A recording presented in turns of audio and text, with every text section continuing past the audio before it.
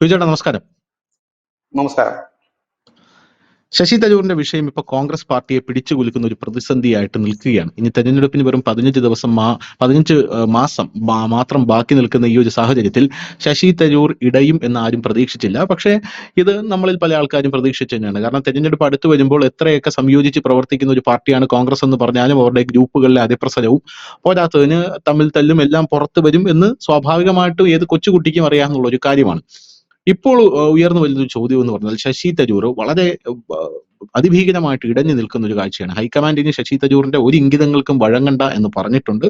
ആദ്യത്തെ കാര്യം. രണ്ടാമത്തെ കാര്യം എന്ന് പറഞ്ഞാൽ ശശി തരൂർ തിരുവനന്തപുരത്ത് നിന്നുള്ള ലോക്സഭാ അംഗമാണ്, പ്രവർത്തക സമിതി അംഗമാണ്, പോരാത്തതിന് വിദേശകാര്യ സ്റ്റാൻഡിംഗ് കമ്മിറ്റിയുടെ ചെയർമാനും കൂടെയാണ് ശശി തരൂർ. അപ്പൊ ഈ 3 സുപ്രധാനമായിട്ടുള്ള പോസ്റ്റുകൾ ശശി തരൂർ വഹിക്കുന്നത് കൊണ്ട് തന്നെ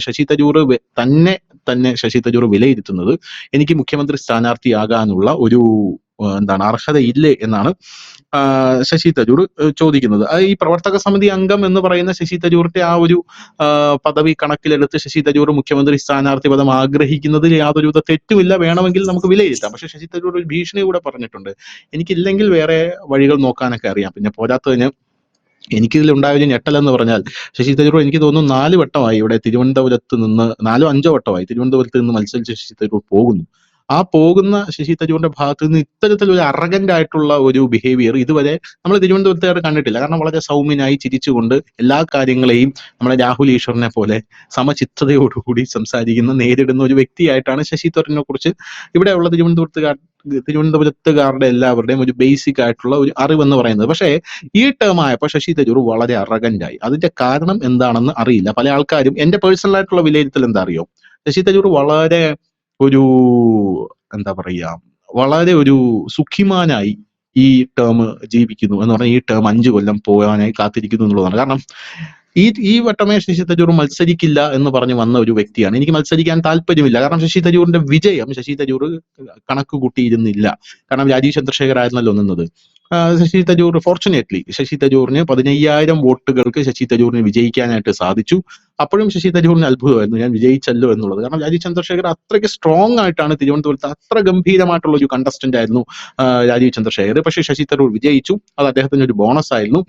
അപ്പോൾ സ്വാഭാവികമായിട്ടും ഇത് എന്റെ അവസാനത്തെ മത്സരമാണ് എന്ന് ശശി തരൂർ പറയുന്നു. എന്തായാലും വിജയിച്ചു, 5 കൊല്ലം മുന്നിലുണ്ട്, ഇനി ഞാൻ മത്സരിക്കാനും പോകുന്നില്ല, അതുകൊണ്ട് തന്നെ എനിക്ക് ഇവിടെ എന്ത് പ്രത്യേകിച്ച് ചെയ്യാനാണ് എന്നുള്ള രീതിയിൽ ഇത്രയും ഗംഭീരമായിട്ട് ജീവിക്കുന്ന ഒരു മനുഷ്യൻ ജനിക്കുന്നെങ്കിൽ തരൂറായിട്ട് ജനിക്കണമെന്ന് ഞാൻ ആ സമയത്ത് വിചാരിച്ചിട്ടുണ്ട്. കാരണം ഇനി എന്ത് ചെയ്യാനാ? ഇനി ജനങ്ങളെ കുറ്റം പറഞ്ഞാൽ എന്താ, കുറ്റം പറഞ്ഞില്ലെങ്കിൽ എന്താ, ജനങ്ങളെ സേവിച്ചാൽ എന്താ, സേവിച്ചില്ലെങ്കിൽ എന്താ, തിരുവനന്തപുരത്ത് വന്നാൽ എന്താ, വന്നില്ലെങ്കിൽ എന്താ, ആ ഒരു രീതിയിൽ. അല്ലെങ്കിലേ പുള്ളിക്കാരനെ തിരുവനന്തപുരത്ത് കാണാറില്ല, ഇലക്ഷന് മാത്രമാണ് കാണാറുള്ളത്. ആ ഒരു രീതിയിൽ ശശി തരൂർ തിരുവനന്തപുരത്തെ പൂർണ്ണമായും അവഗണിച്ച് സുഖിമാനായിട്ട് നടക്കുകയാണ്.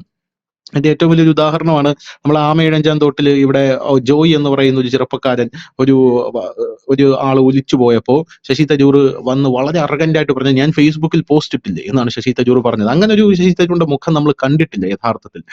എനിക്ക് എന്നെ കൊണ്ട് അത്രേ ചെയ്യാൻ പറ്റൂ, ഞാനൊക്കെ അത്രേ ചെയ്യത്തുള്ളൂ എന്നുള്ള രീതിയിലാണ് ശശി തരൂർ ആ സമയത്ത് പ്രതികരിച്ചത്. ഇപ്പോൾ ശശി തരൂർ വളരെ അറഗന്റായിട്ട് പാർട്ടിയോട് പ്രതികരിക്കുന്നു. എന്ത് കണ്ടിട്ടാണ് ശശി തരൂർ ഇങ്ങനെ ചെയ്യുന്നത്? മുഖ്യമന്ത്രി സ്ഥാനം മോഹിച്ചിട്ടാണോ ശശി തരൂർ അങ്ങനെ ചെയ്യുന്നത് എന്നുള്ളൊരു ചോദ്യമുണ്ട്. രണ്ടാമത്തെ ചോദ്യം എന്ന് പറഞ്ഞാൽ തരൂർ CPM പോകും എന്നാണ് പല ആൾക്കാരും പറയുന്നത്. പക്ഷെ വേറെ ചില വിലയിരുത്തലുകളുണ്ട്, ശശി തരൂർ BJP എത്തുമെന്നുള്ളത്. CPM പോകുന്നെങ്കിൽ പൊക്കോട്ടെ, പക്ഷെ ശശി തരൂരിന്റെ രാഷ്ട്രീയ ഭാവി ഇനി ശശി തരൂരിന് ഉണ്ടോ എന്ന് ചോദിച്ചാൽ മുഖ്യമന്ത്രിയായിട്ട് ശശി തരൂരിന് UDF ഒരു രാഷ്ട്രീയ ഭാവി ഉണ്ട്. എന്നാൽ CPM പോയി കഴിഞ്ഞാൽ ശശി തരൂരിന്റെ ദേശീയ രാഷ്ട്രീയ ഭാവി അവിടെ അസ്തമിക്കും എന്നുള്ളതാണ് പ്രധാനപ്പെട്ട ഒരു വിഷയം എന്ന് പറയുന്നത്. ദേശീയ രാഷ്ട്രീയത്തിൽ ശശി തരൂരിന് പിന്നെ തിളങ്ങാൻ പറ്റില്ല. കാരണം CPM ദേശീയ രാഷ്ട്രീയമില്ല. സന്ദീപ് വാര്യർ അടക്കം അത് കണ്ടുകൊണ്ടാണ് CPM പോകാതെ കോൺഗ്രസിലേക്ക് ചേക്കേറിയത് എന്ന് അരിയാഹാരം കഴിക്കുന്ന എല്ലാവർക്കും അറിയാം. ഒന്ന് ചിന്തിക്കുമ്പോൾ CPM ഇനി എന്തിനാ പോകുന്നത്? കാരണം അവർക്ക് ദേശീയ രാഷ്ട്രീയമില്ലല്ലോ. ഇവിടെ നിന്ന് കഴിഞ്ഞാൽ ഇന്നോ നാളെയോ അസ്തമിക്കാൻ പോകുന്ന ഒരു പാർട്ടി CPM ആ തരൂർ വരും എന്ന് പറയുന്നു.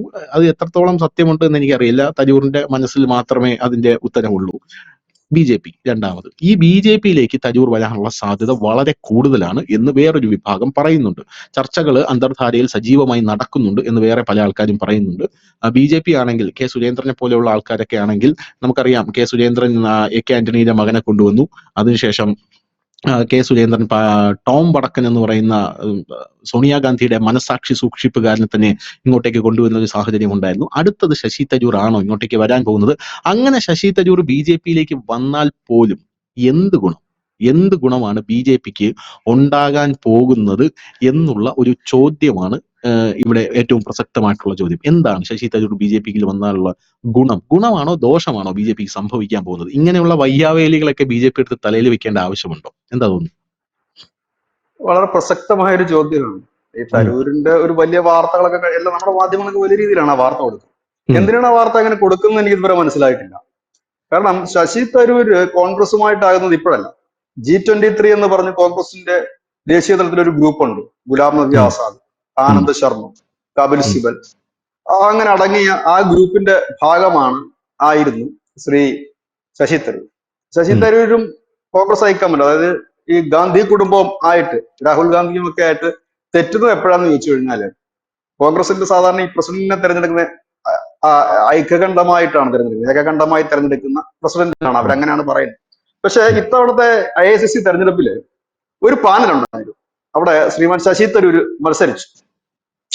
അപ്പോ അത് ഹൈക്കമാൻഡ്, പ്രത്യേകിച്ച് ഈ രാഹുൽ ഗാന്ധി, സോണിയാഗാന്ധി തുടങ്ങിയവർക്ക് ഒട്ടും ഇഷ്ടപ്പെട്ടില്ല. പക്ഷെ അവർ തുറന്നു പറയാൻ തയ്യാറായില്ല. കാരണം വലിയ ചർച്ചയായി മാറിയ ദേശീയ മാധ്യമങ്ങളൊക്കെ. അദ്ദേഹം മത്സരിച്ചു, ദോഷം പറയരുത്, 10,000 വോട്ട് കിട്ടി അദ്ദേഹത്തിന്, അത് ഒരു കാര്യമാണ് കോൺഗ്രസ്. അപ്പൊ അദ്ദേഹത്തെ അനുകൂലിക്കുന്ന അത്രയും പേരുണ്ടായിരുന്നു. അപ്പോൾ തന്നെ ഏതാണ്ട് പുറത്തേക്കാണ് തരൂരിന് കോൺഗ്രസിനകത്ത് പിന്നൊരു വലിയൊരു ഇതില്ലായിരുന്നു. ഇപ്പൊ നമ്മള് ഈ ലോക്സഭാ തെരഞ്ഞെടുപ്പില് അദ്ദേഹത്തിന് സീറ്റ് കൊടുക്കുന്നതിനോട് കോൺഗ്രസിന് ഹൈക്കമാൻഡിന് താല്പര്യം ഒന്നും തന്നെ ഇല്ലായിരുന്നു, സംസ്ഥാന നേതൃത്വത്തിനും താല്പര്യമില്ലായിരുന്നു. പക്ഷെ ശശി തരൂരിന് സീറ്റ് കൊടുക്കാതിരുന്നാൽ ഉള്ളൊരു കുഴപ്പം, ഈ ഹൈക്കമാൻഡിനെതിരെ മത്സരിച്ചത് കൊണ്ടാണ്, അല്ലെങ്കിൽ രാഹുൽ ഗാന്ധിയുടെ ഒക്കെ ഒരു ഇത് ധിക്കരിച്ചുകൊണ്ട് മത്സരിച്ചത് കൊണ്ടാണ് എന്നൊരു ചീത്തപ്പേര് ആ ലോക്സഭാ തെരഞ്ഞെടുപ്പിൽ കോൺഗ്രസിന് പേറേണ്ടി വരും എന്നുള്ളത് കൊണ്ടാണ് മനസ്സില്ലാ മനസ്സോടെ ആ സീറ്റ് അനുവദിക്കുന്നത്. തരൂരിനെ സംബന്ധിച്ച് തരൂരിന്റെ ഏറ്റവും വലിയ മോഹം ഇന്ത്യയുടെ വിദേശകാര്യ മന്ത്രിയോ വിദേശകാര്യ സഹമന്ത്രിയോ ആവുക എന്നുള്ളതായിരുന്നു. അതിനുള്ളൊരു സാധ്യത ഉണ്ടായിരുന്നു 2014. പക്ഷെ ഇന്നിപ്പോ ആ സാധ്യതകൾ ഒട്ടുമേ ഇല്ല. കാരണം BJPയെ സംബന്ധിച്ച് അവർക്ക് വന്നിരിക്കുന്ന വിദേശകാര്യ മന്ത്രിമാരെല്ലാം തന്നെ, സഹമന്ത്രിമാരായാലും എല്ലാം തന്നെ ഒന്നിനൊന്ന് മെച്ചമായവരാണ്. ഇനി അതിന് ആ ഒരു സ്കോപ്പ് അദ്ദേഹത്തിനില്ല. ദേശീയ രാഷ്ട്രീയത്തിൽ തരൂരിനെന്ത് പ്രസക്തി എന്ന് ചോദിച്ചാൽ നിലവിലത്തെ സാഹചര്യത്തിൽ പ്രസക്തി ഒന്നുമില്ല. പ്രസക്തി ഉള്ളവരെയൊക്കെ BJP അടർത്തിയെടുത്ത് മാക്സിമം യൂസ് ചെയ്തിട്ടുണ്ട്. അതിലൊരാളായിരുന്നു നമ്മുടെ ഗുലാം നബി ആസാദ്. ഗുലാം നബി ആസാദിനെ അടർത്തിയെടുത്ത് വലിയ കോളിളക്കം തന്നെ BJP സൃഷ്ടിക്കുകയും BJPയിലേക്ക് ഗുലാം നബി ആസാദ് വരൂ എന്നൊക്കെ പറയുകയും ചെയ്തു. കാശ്മീരിലടക്കം ഗുലാം നബി ആസാദിനെ ഇറക്കി അദ്ദേഹത്തിന് ഫണ്ട് ചെയ്തത് കൊണ്ട്, അതായത് പൈസ നൽകിക്കൊണ്ട് അദ്ദേഹത്തിന്റെ ഒരു പ്രചരണം, BJP അല്ല, അദ്ദേഹത്തിന്റെ രീതിയിൽ പ്രചരണം നടത്തുന്നു. ഹിമാചൽ പ്രദേശിൽ അദ്ദേഹം പ്രചരണം നടത്തുന്നു, മധ്യപ്രദേശിൽ അദ്ദേഹം പ്രചരണം നടത്തും. അപ്പൊ ഗുലാം നബി ആസാദിന്റെ തലപ്പൊക്കം തരൂരിനില്ല കോൺഗ്രസ്. കാരണം ഗുലാം നബി ആസാദ് വളരെ സീനിയർ ആയിട്ടൊരു നേതാവാണ്. പ്രത്യേകിച്ച് ഹിന്ദി രാഷ്ട്രീയ ഹൃദയഭൂമിയിലൊക്കെ അറിയാവുന്ന ഒരു നേതാവാണ് ഗുലാം നബി ആസാദ്. പുള്ളിയെ കൊണ്ടുവന്ന് മാക്സിമം മുതലെടുത്തു. പിന്നീട് അതിനകത്ത് തെറ്റി നിൽക്കുന്ന നേതാക്കന്മാരായിരുന്നു കപിൽ സിബൽ അടക്കമുള്ളവർ. വേണമെങ്കിൽ BJPക്ക് കപിൽ സിബൽ അടക്കമുള്ളവരെ കൊണ്ടുവന്നാൽ അത് വലിയ ചർച്ചയായി മാറുമായിരുന്നു. വോട്ടൊന്നും കിട്ടില്ല, അതിനുള്ള ഇതൊന്നുമില്ല, പക്ഷെ നല്ല ചർച്ചയായി മാറുമായിരുന്നു. പക്ഷെ അത് അവര് ശ്രമിച്ചില്ല. അപ്പോൾ തരൂരിന്റെ കാര്യത്തിലും അതൊക്കെ തന്നെയാണ്. പിന്നെ അതൊന്ന്. രണ്ടാമത്തെ ഒരു കാര്യം എന്ന് പറഞ്ഞാൽ, തരൂര് നിയമസഭ മത്സരിക്കണമെന്ന് ആഗ്രഹിച്ചിരുന്നു. കഴിഞ്ഞ ഈ ലോക്സഭാ തെരഞ്ഞെടുപ്പിൽ കോൺഗ്രസിന്റെ മത്സരിച്ച കുറെ MPമാർക്കൊക്കെ നിയമസഭയെ മത്സരിക്കണമെന്ന് ആഗ്രഹമുള്ളവരായിരുന്നു. കാരണം പാർലമെന്റിൽ പോയിട്ട് പ്രത്യേകിച്ച് പണിയൊന്നുമില്ല. 2014 മുതൽ പ്രതിപക്ഷത്തിന് ഒരു റോളുമില്ല, വെറുതെ പോകാം, അവിടെ ഇരിക്കാം എന്നുള്ളതേ ഉള്ളൂ. പിന്നെ നമ്മുടെ സ്റ്റേറ്റുമായിട്ടുള്ള ബന്ധവും പോകും, അണികളുമായിട്ടുള്ള ബന്ധവും പോകും. MP എന്നൊരു ബോർഡ് വെച്ച് തെക്ക് വടക്ക് നടക്കാന്നല്ലാതെ പ്രത്യേകിച്ച് ഗുണമൊന്നുമില്ല. കാരണം അധികാരം ഉണ്ടായിരുന്നെങ്കിൽ വലിയ ഗുണം ഉണ്ടായേനെ. ഇപ്പൊ ഒരു ഗുണവുമില്ല, വെറുതെ പോകാം. അതുകൊണ്ട് ഈ ഇപ്പോൾ ഇരിക്കുന്ന MPമാരിൽ പകുതിയിലേറെ പേർക്കും വലിയ താല്പര്യമില്ല. ഒരുപക്ഷെ K മുരളീധരൻ തോറ്റതിൽ അദ്ദേഹം ഏറ്റവും കൂടുതൽ സന്തോഷിക്കുന്ന ഒരു MP K മുരളീധരനായിരിക്കും. കാരണം അദ്ദേഹത്തിന് സംസ്ഥാന രാഷ്ട്രീയത്തിൽ ഇറങ്ങണമെന്ന് വലിയ താല്പര്യമുള്ള ആളാണ്. ഒരു മുഖ്യമന്ത്രി മോഹം അദ്ദേഹവും മനസ്സിൽ സൂക്ഷിക്കുന്നുണ്ട്. അടൂർ പ്രകാശ് അങ്ങനെ ഒരു കേരളത്തിലേക്ക് എത്തണം, ഒരുപക്ഷെ ഈ ജാതി സമവാക്യങ്ങളൊക്കെ അനുകൂലമായാൽ മുഖ്യമന്ത്രിയാകാമെന്ന് സ്വപ്നം കണ്ടു നിൽക്കുന്ന ഒരു വ്യക്തിയാണ്. കൊടിക്കുന്നിൽ സുരേഷ് സീനിയറായ നേതാവാണ്, അദ്ദേഹത്തിനും മത്സരിക്കാൻ താല്പര്യമില്ലായിരുന്നു. ഇങ്ങനെ നമ്മൾ നോക്കുമ്പോൾ ഏറെക്കുറെ അവർ KC വേണുഗോപാൽ, അദ്ദേഹത്തിന് സ്റ്റേറ്റ് പൊളിറ്റിക്സിൽ വരണമെന്നായിരുന്നു താല്പര്യം. പക്ഷെ രാഹുൽ ഗാന്ധി പറഞ്ഞു, നമ്മൾ ഇത്തവണ എന്തായാലും ഭരണം പിടിക്കും, അതുകൊണ്ട് കേന്ദ്രത്തിലെ മുന്തിയ വകുപ്പ് നിങ്ങൾക്കാണെന്ന് പറഞ്ഞിട്ട് പാവം പിടിച്ച മത്സരിച്ചതാണ്. ഉള്ള രാജ്യസഭാ സീറ്റും പോയി, ഇവിടുന്ന് ലോക്സഭ ജയിച്ച് കയറുകയും ചെയ്തു. അപ്പൊ അദ്ദേഹം പക്ഷെ നിയമസഭയോട് അനുബന്ധിച്ച് ചിലപ്പോൾ അദ്ദേഹം വരാനും സാധ്യതയുണ്ട്. അങ്ങനെ കുറെ പേര് മനസ്സില്ലാ മനസ്സോടെ മത്സരിച്ച് ജയിച്ച, കാരണം ഇവരെല്ലാം മത്സരിച്ച് ജയിക്കുമെന്ന് അവർക്ക് തന്നെ അറിയാമായിരുന്നു. പക്ഷെ അവര് പിന്നെ നിവൃത്തിയില്ല, ഹൈക്കമാൻഡിനെ ധിക്കരിക്കണ്ടല്ലോ എന്ന് പറഞ്ഞ് മത്സരിച്ചവർ മാത്രമാണ്. ഇവിടെയാണ് തരൂരിന്റെ ഒരു റോള് വരുന്നത്. ഈ തരൂരിനെ വിവിധ പാർട്ടികൾ എടുക്കും എന്ന് പറയുമ്പോൾ സ്വാഭാവികമായി നാം ചിന്തിക്കേണ്ട ഒരു കാര്യമുണ്ട്. CPM എടുത്താൽ CPM എന്ത് ഗുണം എന്ന് ചോദിച്ചാൽ CPM ഗുണമുണ്ട്. എങ്ങനെയെന്ന് ചോദിച്ചാൽ ഈ തരൂര് ഈ അടുത്ത് നടത്തിയ സ്റ്റേറ്റ്മെന്റുകളെല്ലാം CPM വികസനത്തെ പുകഴ്ത്തിക്കൊണ്ടുള്ളതായിരുന്നു. അങ്ങനെ തരൂര് CPM സഹയാത്രികനാകുകയാണ് എങ്കിൽ CPMകാരനാകാൻ വലിയ പ്രയാസമാണ്. കാരണം അവരുടെ ഒരു പാർട്ടി സിസ്റ്റം അനുസരിച്ചിട്ട് മെമ്പർഷിപ്പ് ഒക്കെ കിട്ടാൻ സഹയാത്രികനാകുകയാണ് എങ്കിൽ ഇവർ ഈ കേരളം മുഴുവൻ കൊണ്ടു നടന്ന് പ്രസംഗിപ്പിക്കും. പിണറായി വിജയൻ ചെയ്ത ഗുണങ്ങൾ, അല്ല അവിടുത്തെ കാര്യങ്ങൾ, ഇവിടുത്തെ കാര്യങ്ങൾ ഒക്കെ പറയും. ശശി തരൂര് പറയുന്നുണ്ട്, കുറെ ജനങ്ങൾക്ക് വിശ്വാസം വരും. കാരണം ഇവർ ആര് പറഞ്ഞാലും വിശ്വാസമില്ല ജനത്തിന്. ശശി തരൂരിന് കുറെ വിശ്വാസതയുണ്ട് ജനങ്ങൾക്കിടയിൽ, വിശ്വാസം വരാൻ സാധ്യത കൂടുതലാണ്. അതാണ് CPM ആകെ ഗുണം. എവിടെങ്കിലും മത്സരിപ്പിച്ച് ഏതെങ്കിലും ഒരു മന്ത്രിയാക്കാം എന്നതിൽ കവിഞ്ഞ് പ്രത്യേകിച്ച് റോളൊന്നും ശശി തരൂരിന് കിട്ടാനില്ല. അതായത് ശശി തരൂർ ആഗ്രഹിക്കുന്ന പോലെ ഒരു വിശ്വപൗരന് കിട്ടേണ്ട യാതൊരുവിധ റോളും CPM പോയാലോ LDF പോയാലോ കിട്ടില്ല. മറ്റൊന്ന്, BJP പോയതുകൊണ്ട് എന്ത് ഗുണം എന്ന് ചോദിച്ചു കഴിഞ്ഞാൽ BJPക്കാർക്ക് കുറച്ചു ദിവസം ദേശീയ തലത്തിലൊക്കെ ചർച്ച ചെയ്യാൻ ഒരു കാര്യം മാത്രമേ ഉള്ളൂ. അതായത് കുടുംബാധിപത്യത്തിനെതിരെ പോരാടി ഗുലാം നബി ആസാദിന് പിന്നാലെ ശശി തരൂരും പാർട്ടി വിട്ടു. ഇതിനകത്ത് അപ്പുറത്തേക്കൊന്നും ചെയ്യാനില്ല. പിന്നെ ശശി തരൂരിന്റെ ഈ യോഗ്യതയും കാര്യങ്ങളും വെച്ചതുകൊണ്ട് അവർക്ക് ഏതെങ്കിലും ഒരു ബോർഡിന്റെ സമിതിയുടെയൊക്കെ ചെയർമാനാക്കി ശശി തരൂരിനെ വെക്കാൻ കഴിയും. അത് മാത്രമാണ് ശശി തരൂരിനെ കൊണ്ടുള്ള അവർക്കുള്ള ഗുണം. അത് കുറച്ചുകൂടെ അവർക്ക് ഉപയോഗപ്പെടുത്താൻ പറ്റും. പൊളിറ്റിക്കലി അല്ല ഞാൻ പറഞ്ഞത്. പകരം അവരുടെ ഇപ്പോൾ നടക്കുന്ന ഈ വികസന പ്രക്രിയയുമായി ബന്ധപ്പെട്ട് ഒക്കെ ഏതെങ്കിലും ഒരു റോളിലേക്ക് മന്ത്രി എന്നും അല്ല, മന്ത്രിയാക്കാൻ യാതൊരു സാധ്യതയുമില്ല, മന്ത്രിയാകത്തുമില്ല. ഇങ്ങനെയൊക്കെയുള്ള കാര്യങ്ങൾ. ഇനി ശശി തരൂര് കോൺഗ്രസ് വിടുകയാണെങ്കിൽ ആദ്യം ചെയ്യുന്നത് MP സ്ഥാനം രാജിവെച്ചേ മതിയാവും. കൂറുമാറ്റ നിയമം അനുസരിച്ച് അദ്ദേഹം MP സ്ഥാനം രാജിവെച്ചേ മതിയാവും. MP സ്ഥാനം പോയി കഴിഞ്ഞാൽ ശശി തരൂരിന് ബാർഗൈനിങ് കപ്പാസിറ്റി കുറയും. ഒന്ന്, അതായത് കോൺഗ്രസിലുള്ള ബാർഗൈനിങ് കപ്പാസിറ്റി കുറയും. കോൺഗ്രസിൽ നിന്ന് പോയി. ഇതിനകത്ത് ശശി തരൂരിന് ആകെ സ്കോപ്പുള്ള ഒരു രാഷ്ട്രീയ പാർട്ടി കോൺഗ്രസ് മാത്രമാണ്. കാരണം കോൺഗ്രസ് ഇപ്പൊ മുഖ്യമന്ത്രി സ്ഥാനാർത്ഥി ചർച്ചകളും മറ്റും വരുമ്പോൾ ശശി തരൂരിന്റെ പേര് ഒരുപിടി യുവാക്കളെങ്കിലും മുൻപോട്ട് വെക്കുന്നുണ്ട്. കാരണം അഴിമതിക്കാരനല്ല എന്നുള്ള ഒരു പ്രതിച്ഛായ കോൺഗ്രസിലുണ്ട്. അതുപോലെ അദ്ദേഹം നിന്നു കഴിഞ്ഞാൽ പോലും 10 വോട്ട് കൂടുതൽ നേടാൻ, അതായത് രാഷ്ട്രീയത്തിനപ്പുറം 10 വോട്ട് നേടാൻ കഴിവുള്ള ഒരു മനുഷ്യനാണ്. ശശി തരൂരിന്റെ ഫോട്ടോ വെച്ച് പോസ്റ്റർ അടിച്ചാൽ അത്യാവശ്യം വോട്ട് കിട്ടുന്ന ഒരു നേതാവാണ്. കേരളത്തിൽ അത്രയും ക്രൗഡ് പുള്ളറായിട്ടുള്ള ജനകീയ സ്വാധീനമുള്ള നേതാക്കന്മാരാരും ഇന്ന് കോൺഗ്രസിലില്ല എന്നുള്ളത് സത്യമായ കാര്യമാണ്. അവിടെ തരൂരിനെ പോലെയുള്ളവർക്ക് ഒരു മുൻഗണനയ്ക്ക് സാധ്യതകൾ കൂടുതലാണ്. പക്ഷെ ഇത് കേരളത്തിലെ കോൺഗ്രസ് ഒരിക്കലും സമ്മതിക്കത്തുമില്ല. അപ്പൊ അവിടത്തേക്ക് ഒരു പ്രഷർ ഉണ്ടാക്കുക എന്നുള്ളതാണ് തരൂരിന്റെ ലക്ഷ്യം. അതുകൊണ്ട് ആകെ കോൺഗ്രസിൽ ഇനി LDF പുള്ളി പോയാൽ, അദ്ദേഹം പോയി മത്സരിച്ച് ജയിക്കുകയാണെങ്കിൽ ഒരു സാധ്യതയുണ്ട്. അത് വളരെ നേരിയ സാധ്യത. എന്താണെന്ന് ചോദിച്ചാൽ അടുത്ത നിയമസഭാ തെരഞ്ഞെടുപ്പ് കഴിഞ്ഞൊരു തൂക്കുമന്ത്രിസഭ വരുന്നു. അവിടെ LDF, CPM തുടങ്ങിയ LDF പാർട്ടികൾക്ക് ഭരിക്കാൻ വളരെ കുറച്ച് സീറ്റുകളുടെ കുറവുണ്ട്. കോൺഗ്രസിന് ഭരിക്കാനും വളരെ കുറച്ച് സീറ്റുകളുടെ കുറവുണ്ട്. അപ്പോൾ സ്വാഭാവികമായും ഏതെങ്കിലും ഒരു മുന്നണിയിൽ നിന്ന് കുറെ അധികം MLA ഇപ്പുറത്തോട്ട് ചാടണമല്ലോ. അപ്പോൾ സ്വാഭാവികമായും എന്തായിരിക്കും വേറൊരു ഓപ്ഷൻ ഉണ്ടാകുക? എല്ലാവർക്കും പൊതു സ്വീകാര്യനായ ഒരാളെ മുഖ്യമന്ത്രിയാക്കിയാൽ ഞങ്ങൾ പിന്തുണയ്ക്കാം. ഇതുകൊണ്ട് കേന്ദ്രത്തിൽ നമ്മൾ ഒരുപാട് തവണ കണ്ടിട്ടുള്ളതാണ്. നമ്മുടെ രാജ്യത്ത് കേന്ദ്ര സർക്കാർ ഒരുപാട് തവണ AB വാജ്പേയി പ്രധാനമന്ത്രിയാക്കിക്കൊണ്ട് CPM പിന്തുണച്ചില്ലേ? അദ്വാനി വേണ്ട പറഞ്ഞില്ലേ? അതുപോലെ അങ്ങനെ നോക്കുമ്പോൾ ഒരു കോമൺ ആയിട്ടുള്ള ഒരു ആള് എന്ന നിലയിൽ, അതായത് ലീഗ് ഒരുപക്ഷെ സംഭവിക്കുമോ ഇല്ലയോ നമുക്കറിയില്ല, നമ്മൾ വെറുതെ ചിന്തിക്കുന്നു.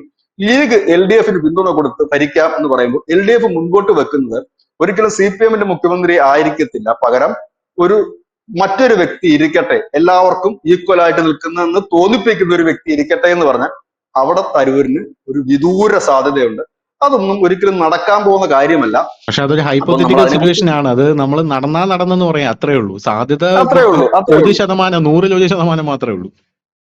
അത്രേ ഉള്ളൂ. ഇപ്പം ഇദ്ദേഹത്തെ സംബന്ധിച്ച് ഇപ്പോ 4 തവണ MP ആയി കഴിഞ്ഞിരിക്കുന്നു, കേന്ദ്രമന്ത്രിയായിട്ടുണ്ട് 3 വർഷക്കാലം. അപ്പോൾ ഇനി അദ്ദേഹത്തെ സംബന്ധിച്ച് ഈ ഒരു പദവി കിട്ടി അതിൽ രാഷ്ട്രീയത്തിന്റെ അവസാന കാലം അല്ലെങ്കിൽ പൊതുപ്രവർത്തന രംഗത്തെ അവസാന കാലം മുമ്പോട്ട് കൊണ്ടുപോകുക എന്നുള്ളത്. അതിന് എനിക്ക് തോന്നുന്നത് BJP പോലെ ഒരു രാഷ്ട്രീയ പാർട്ടി ആയിരിക്കും. കാരണം അവർ MPയും ഒന്നും ആക്കിയില്ലെങ്കിൽ പോലും അവരുടെ ചില ഗ്രൂപ്പുകളിൽ, ചില വികസന സമിതികളിലും മറ്റുമൊക്കെ നമ്മുടെ അൽഫോൺസ് കണ്ണന്താനത്തെ BJP കൊണ്ടുവന്നത് അതിനു വേണ്ടിയിട്ടായിരുന്നു. അതായത് ഈ പോവർട്ടി ദാരിദ്ര്യ നിർമ്മാർജ്ജനത്തിന്റെ സ്റ്റഡി ചേരി നിർമ്മാർജ്ജനം. കാരണം അദ്ദേഹം ഉം, IAS ആയിട്ട് ജോലി ചെയ്യുന്ന സമയത്ത് ഡൽഹിയിൽ ഉൾപ്പെടെ ഈ ചേരി നിർമ്മാർജ്ജനവും അതിന്റെ ഡെവലപ്മെന്റ്സുമായിട്ട് വർക്ക് ചെയ്ത ഒരു വ്യക്തിയാണ്. അദ്ദേഹത്തിന്റെ ഉം, ആ ഒരു കഴിവ് അതിൽ ഉപയോഗപ്പെടുന്നു. ഒരുപക്ഷെ ഇന്ത്യയും ഫോറിൻ കൺട്രീസിനുമായിട്ടുള്ള കൾച്ചർ പ്രോഗ്രാംസുകളുടെ ഒരു കമ്മിറ്റിയിലോ ഇല്ലെങ്കിൽ മറ്റെന്തെങ്കിലും ഒരു അഫയേഴ്സിലോ ഒക്കെ ഇദ്ദേഹത്തിന്റെ നേതൃത്വത്തിൽ ഒരു 5-6 MP മാരുടെയോ ഇല്ലെങ്കിൽ ഒരു സമിതിയെ വെക്കാൻ പറ്റും. അതായത് ഒരു അത്യാവശ്യം നല്ലൊരു പദവി, എന്നാൽ വലിയ ശല്യങ്ങളില്ല, അദ്ദേഹത്തിന് പ്രത്യേകിച്ച് ഉം. റോളൊന്നും കാണില്ല, ഇങ്ങനെയൊക്കെ ഉള്ള ഇടയ്ക്കിടയ്ക്ക് ചില മുഖം കാണിക്കുക എന്നൊക്കെ ഉള്ളത് പ്രത്യേകിച്ച് റോളൊന്നുമില്ല അദ്ദേഹത്തിന്. അങ്ങനെ വലിയ രാഷ്ട്രീയം പറഞ്ഞ വലിയ ഇത് കാര്യങ്ങളും കാണില്ല. BJP-ക്ക് തൽക്കാലം അത് തരൂരിനെ കിട്ടിയുകൊണ്ട് ഈ നമ്മുടെ CPM-ന് 15 മാസക്കാലം ഗുണം കിട്ടും. ഉം, BJP-യെ സംബന്ധിച്ച് ഏറിപ്പോയാൽ ഒരാഴ്ചത്തെ ഗുണമേ കിട്ടൂ. ഉം. കാരണം തരൂരിന് LDF-ലേക്കാണ് പോകുന്നതെങ്കിൽ തരൂരിനെ അവർ അടുത്ത നിയമസഭ വരെ LDF പ്രചരണ വേദികളിൽ കൊണ്ടുപോകും. കണ്ടില്ലേ ഉം. തരൂര് പറയുന്നത്, ഞങ്ങളുടെ വികസനത്തെ കുറിച്ച് അദ്ദേഹം പറയുന്നത് ഇതാണ് സത്യം എന്ന് പറയേണ്ടി വരും. BJP സംബന്ധിച്ചൊന്നുമില്ല. ദേശീയ രാഷ്ട്രീയത്തിൽ അവർ പറയാൻ പോകുന്നത് കോൺഗ്രസിന്റെ കുടുംബാധിപത്യത്തിനെതിരെ പോരാടി തരൂര് പോലും അവസാനം പടിയിറങ്ങേണ്ടി വന്നു എന്ന് പറഞ്ഞവർ. ഈ ഗുലാം നബി ആസാദിന്റെ കേസ് നമ്മൾ കണ്ട. ഇന്ന് ഗുലാം നബി ആസാദ് എവിടെയാണ്? അദ്ദേഹം കാശ്മീരിൽ പോയി ഒരു പാർട്ടി ഉണ്ടാക്കി, ആ പാർട്ടി മത്സരിച്ച് 8 നില പൊട്ടി. ഇന്ന് അദ്ദേഹം ഇല്ല. ഇതിനേക്കാൾ സ്പീഡിലായിരിക്കും തരൂര് വീഴുന്നത്. അതുകൊണ്ട് തരൂർ എപ്പോഴും കോൺഗ്രസിൽ തന്നെ നിൽക്കുന്നതാണ് അദ്ദേഹത്തിന് സേഫ്. കാരണം അദ്ദേഹം ഒന്ന് ശ്രമിച്ചാൽ അത്യാവശ്യം ഒരു ഗ്രൂപ്പ് കോൺഗ്രസ് ഉണ്ടാക്കിയെടുക്കാനും അദ്ദേഹത്തിന് കഴിയും. കാരണം ഈ യുവതലമുറ ഒരു വലിയ പിന്തുണ അദ്ദേഹത്തിന് കൊടുക്കുന്നു. പിന്നെ തരൂരിനെ സംബന്ധിച്ച് പറഞ്ഞു കഴിഞ്ഞാല് കോൺഗ്രസ് രാഷ്ട്രീയത്തിൽ വേരുകളൊന്നും പുള്ളിക്കില്ല സംസ്ഥാന തലത്തിൽ. കാരണം പുള്ളി അതെ, എപ്പോഴും കറക്റ്റ്. കേരളത്തിന് പുറത്താണ്. അപ്പൊ അതെ, കറക്റ്റ്. വേരുകളില്ലാത്തൊരു നേതാവിന്റെ പിന്നിൽ അണികൾ നിൽക്കാൻ സാധ്യതയില്ല.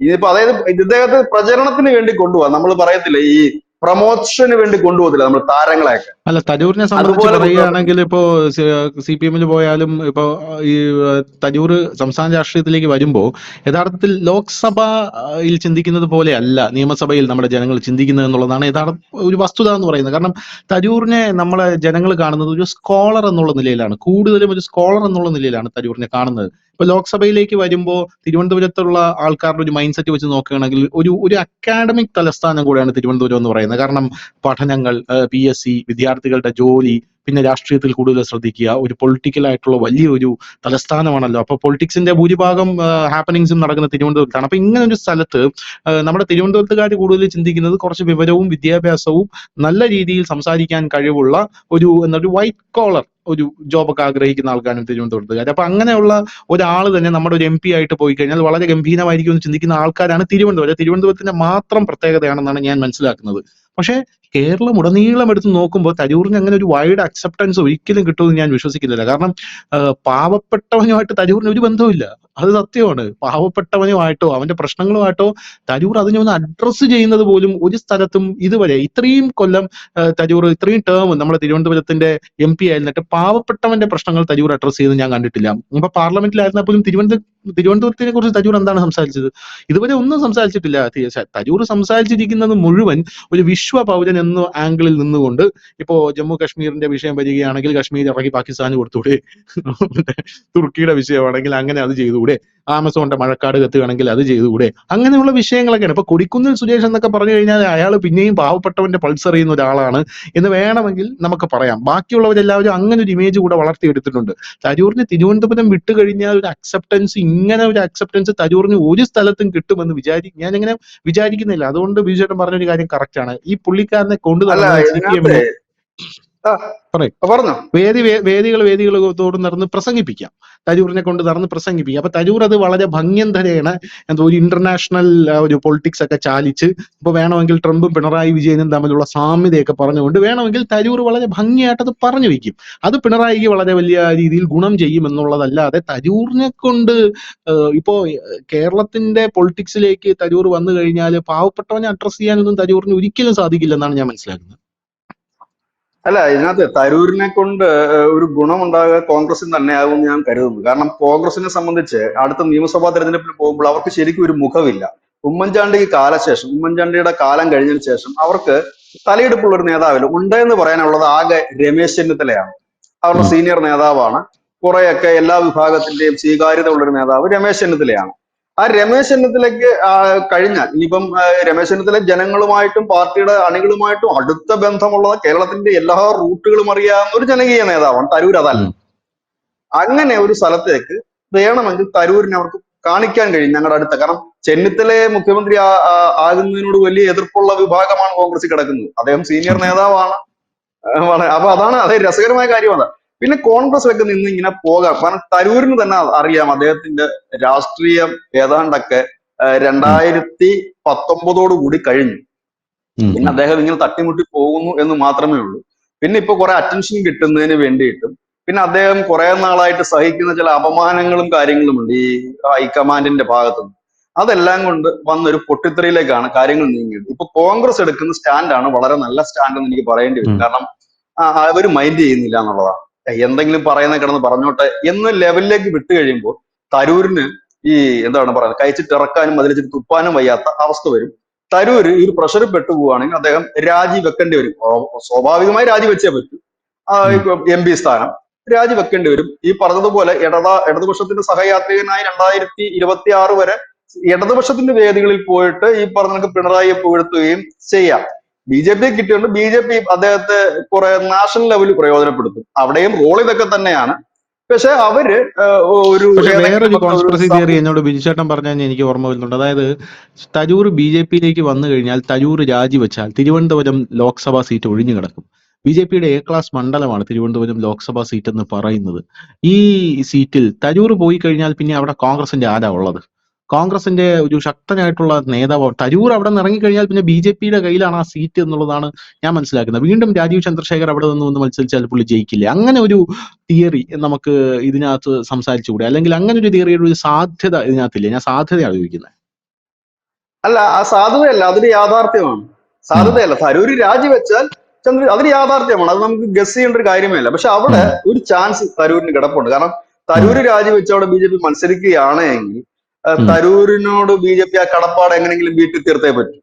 അപ്പോൾ ഒരുപക്ഷെ ഒരു BJP ഇപ്പൊ നമ്മുടെ ഈ മറ്റേ മെട്രോമാനെ ഈ മെട്രോമാനെയൊക്കെ അവർ അവതരിപ്പിച്ചു. ആ മുഖ്യമന്ത്രി സ്ഥാനാർത്ഥി എന്ന് പറഞ്ഞിട്ടാണ് അവർ കഴിഞ്ഞ നിയമസഭാ ജയിച്ചാൽ മുഖ്യമന്ത്രി സ്ഥാനാർത്ഥി. അങ്ങനെ BJPയുടെ മുഖ്യമന്ത്രി സ്ഥാനാർത്ഥിയായിട്ട് മത്സരിക്കാം. പക്ഷെ അതും ഈ അടുത്ത കാലത്തൊന്നും മുഖ്യമന്ത്രി ആകില്ലല്ലോ. കാരണം BJPക്കാർ ഈ അടുത്ത കാലത്തും കേരള ഭരണം പിടിക്കാനും പോകുന്നില്ല. അപ്പൊ അതിന് വേണമെങ്കിൽ നടക്കും. കേരളമൊട്ടാകെ ഈ ശ്രീധരൻ അങ്ങനെയായിരുന്നു BJP ഉയർത്തി കാണിച്ചിരുന്നത്. എനിക്ക് തോന്നുന്നു കഴിഞ്ഞ നിയമസഭാ തെരഞ്ഞെടുപ്പിലായിരുന്നു എന്നാണ് എനിക്ക് തോന്നുന്നത്. അദ്ദേഹം പാലക്കാട് നിന്ന് വലിയ മനസ്സിലാക്കി കാഴ്ചവെച്ചു. തിരുവനന്തപുരത്ത് തരൂർ ഏതെങ്കിലും ഒരു മണ്ഡലത്തിൽ നിൽക്കാമെന്നുണ്ടെങ്കിൽ അത്യാവശ്യം ജയിക്കാനുള്ള സാധ്യതകളുമുണ്ട്. BJPയുടെ ഒരു പാനലിലാണെങ്കിൽ പോലും ജയിക്കാനുള്ള സാധ്യതകളുമുണ്ട്. നേരത്തെ ധനുഷ് പറഞ്ഞ പോളിസി അനുസരിച്ചാണെങ്കിൽ വലിയ കുഴപ്പമില്ല, കൈയിട്ട് വാഹനത്തില്ലെങ്കിൽ വേറെ പ്രശ്നങ്ങളൊന്നും ഇല്ലെങ്കിൽ ജയിച്ചു പോട്ടെ എന്ന് കരുതുന്നവരും ഉണ്ടാവും. അവിടെ വേണമെങ്കിൽ ഈ ശ്രീധരനെ പോലെ BJP കൊണ്ടു നടക്കാം എന്നുള്ളതല്ലാതെ അതിനകത്ത് അപ്പുറത്തേക്ക് തരൂരിന് അതുകൊണ്ട് എന്ത് ഗുണം കിട്ടുമെന്നും അറിയില്ല. ഇനി അഥവാ അദ്ദേഹത്തിന് കേരളത്തിൽ നിന്ന് കേരള പൊളിറ്റിക്സിലേക്കാണ് താല്പര്യമെങ്കിൽ അതൊരു ഓപ്ഷനായിട്ട് വേണമെങ്കിൽ എടുക്കാം. അവിടെയും ഗതി ഇതൊക്കെ തന്നെയാണ്. ഈ കുറെ വേദികളിൽ കൊണ്ടുപോകും എന്നതിനേക്കാൾ അപ്പുറത്തേക്ക് ഒന്നുമില്ല. BJPയിൽ എത്രയോ പേര് വന്നു. അവരൊക്കെ ഇപ്പൊ എവിടെയാ? വലിയ വലിയ ആളുകൾ വന്നില്ലേ? സെൻകുമാർ വന്നില്ലേ? ജേക്കബ് തോമസ് വന്നില്ലേ? അവരൊക്കെ ഇന്ന് എവിടെയാണ്? എങ്ങനെയും ആയില്ല. അതിന്റെ വേറൊരു ഇതാ. പിന്നെ ശശി തരൂരിന് ബുക്ക് എഴുതാൻ അറിയാം. വിദേശ രാജ്യങ്ങളിലൊക്കെ സഞ്ചരിച്ച് അവിടെയുമായി നല്ല ബന്ധമുള്ള ആളാണ്. അപ്പൊ അങ്ങനെയൊക്കെ അദ്ദേഹത്തിന് സമയം കുറെ പോയി കിട്ടും. പിന്നെ അത്യാവശ്യം നല്ല പൈസ പെൻഷൻ കിട്ടുന്നുണ്ട്. അങ്ങനൊക്കെ ആയിട്ട് പുള്ളിയുടെ കാര്യം പുള്ളിയെ കിട്ടും. ഈ പറഞ്ഞവരെല്ലാവരും അങ്ങനെയൊക്കെ തന്നെയാണ്. CPM-ന് ഈ 2026 വരെ ഗുണം ചെയ്യും ഈ വേദികളെ കൊണ്ടുപോകാം. പക്ഷെ കോൺഗ്രസ് നിന്ന് കഴിഞ്ഞാൽ മുഖ്യമന്ത്രി ഒന്നും ആകാൻ കഴിയില്ലെങ്കിൽ പോലും അവരുടെ പ്രഷർ ഗ്രൂപ്പായിട്ട് നിൽക്കാൻ കഴിയും. ഏതായാലും ശശി തരൂരിന്റെ ഭാവി കഴിഞ്ഞിരിക്കുന്നു. സത്യത്തിൽ അദ്ദേഹത്തിന് പ്രഷർ ചെലുത്താൻ എങ്ങുമില്ല ഒരു ഇടമെന്നുള്ളതാണ് യാഥാർത്ഥ്യം. കോൺഗ്രസിൽ അവര് അത് മൈൻഡ് പോലും ചെയ്യുന്നില്ല. ഇടതുപക്ഷമാണെങ്കിലും അതിന് വലിയ പ്രാതിനിധ്യം ഒന്നും കൊടുക്കുന്നില്ല. തരൂര് വന്നതുകൊണ്ട് ഇപ്പം കേരളത്തിലെ ഇടതുപക്ഷത്തിന്റെ ഇതുവരെയുള്ള ഇമേജ് എല്ലാം മാറി കിട്ടുമെന്ന് ആരും കരുതുന്നില്ല. ഏതായാലും പിന്നെ നമുക്ക് വേറെ നിവർത്തി ഇല്ലാത്തത് കൊണ്ടാണ് നമ്മൾ ഈ LDF സർക്കാരിനെ ചുമന്നുകൊണ്ടിരിക്കുന്നത്. ഒരുപക്ഷെ അടുത്ത തെരഞ്ഞെടുപ്പിൽ അവർ ജയിച്ചേക്കാം. കാരണം നമുക്ക് വേറെ ഓപ്ഷൻ ഇല്ല. പിന്നുള്ളത് UDF-ന്റെ കാര്യമാണ്. അവിടെ അനവധി മുഖ്യമന്ത്രിമാർ 6ഓ 7ഓ മുഖ്യമന്ത്രിമാർ റെഡി ആയിട്ട് നിൽക്കുകയാണ്. അവിടേക്കാണ് തരൂര് വരുന്നത്. അതുകൊണ്ട് തന്നെ തരൂരിന്റെ രാഷ്ട്രീയം അവസാനിക്കുകയാണ്. ഇനി ബാക്കി എന്താണ് റോള് എന്നുള്ളത് അറിയില്ല. കാരണം BJPയിലേക്കാണ് അദ്ദേഹം പോകുന്നതെങ്കിൽ ഏതെങ്കിലും ഒരു സമിതിയുടെ ചെയർമാനായിട്ടൊക്കെ അദ്ദേഹം മുമ്പോട്ട് പോവാം. എന്തായാലും തരൂരിന്റെ രാഷ്ട്രീയ ഭാവി തുലാസിലാണ് എന്നുള്ളതാണ് നമ്മുടെ ഈ ചർച്ചയുടെ കൺക്ലൂഷൻ എന്ന് പറയുന്നത്. ഇവിടെ എല്ലാവരും ചർച്ച ചെയ്തുകൊണ്ടിരിക്കുന്നതെന്ന് പറഞ്ഞു കഴിഞ്ഞാൽ തരൂർ CPM-ലേക്ക് പോകും, അവിടെ വലിയൊരു പദവി കിട്ടാൻ സാധ്യതയുണ്ട്, BJP-യിലേക്ക് വരും, വലിയ പദവി കിട്ടാൻ സാധ്യതയുണ്ട്. പക്ഷേ എനിക്ക് മനസ്സിലായത്, ബിജുട്ടന്റെ സംസാരത്തിൽ നിന്ന് എനിക്ക് മനസ്സിലായത്, യഥാർത്ഥത്തിൽ പുള്ളിക്കാരൻ കോൺഗ്രസിൽ നിന്ന് പുറത്തിറങ്ങി കഴിഞ്ഞാൽ പുള്ളിക്കാരന്റെ MP സീറ്റ് രാജിവെക്കേണ്ടി വരും. അങ്ങനെ രാജിവെക്കേണ്ടി വന്നു കഴിഞ്ഞാൽ പുള്ളിക്കാരന് പിന്നെ ഒരു വിലയും ഇല്ലാതാവും, ബാർഗെയിനിങ് പവർ കുറയും. ബാർഗെയിനിങ് പവർ കുറയുന്ന ശശി തരൂർ പിന്നെ CPM-ലേക്ക് പോയി കഴിഞ്ഞാൽ അവിടെ പ്രസംഗിപ്പിക്കാൻ മാത്രമേ തരൂറിന് ഉപയോഗിക്കത്തുള്ളൂ. BJP-യിലേക്ക് വന്നു കഴിഞ്ഞാൽ അതാണ് BJP-ക്ക് ഒരു സാധ്യതയുള്ളത്. അത് BJP എത്രത്തോളം യൂസ് ചെയ്യുന്നു എന്നുള്ളതനുസരിച്ചിരിക്കും. അതായത് പുള്ളി തിരുവനന്തപുരം ലോക്സഭാ മണ്ഡലം ഒഴിഞ്ഞു കഴിഞ്ഞാൽ യഥാർത്ഥത്തിൽ അവിടെ BJP-ക്ക് വലിയൊരു ചാൻസ് ആണ് എന്നുള്ള കാര്യത്തിൽ തർക്കമില്ല. അങ്ങനെയാണെങ്കിൽ BJP-ക്ക് അത് ലോട്ടറി ആയിരിക്കും. എന്തായാലും ഇതാണ് ഇതിന്റെ കൺക്ലൂഷൻ. താങ്ക് യു ബിജുട്ടാ, താങ്ക് യു സോ മച്ച്.